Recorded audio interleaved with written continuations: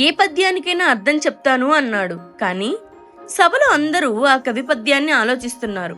ఎవరికీ ఏమీ అర్థం కాలేదు. రాయలవారికి కూడా సందేహమే వచ్చింది.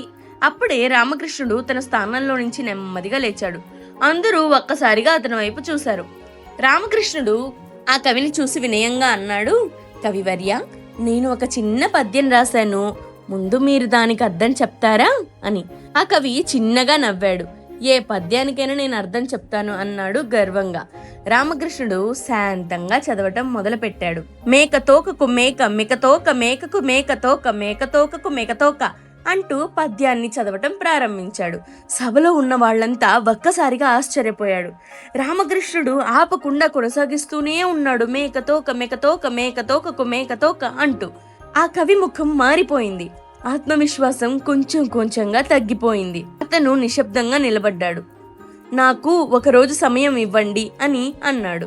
సభలో చర్చ మొదలైంది. రాయలవారు కూడా అంగీకరించాడు. సభ ముగిసింది. కానీ ఆ తర్వాత రోజు ఆ కవి ఇంకా తిరిగి రాలేదు. ఏం జరిగిందో తెలుసుకోవాలంటే పార్ట్ 17 కోసం ఛానల్ని ఫాలో అవ్వండి.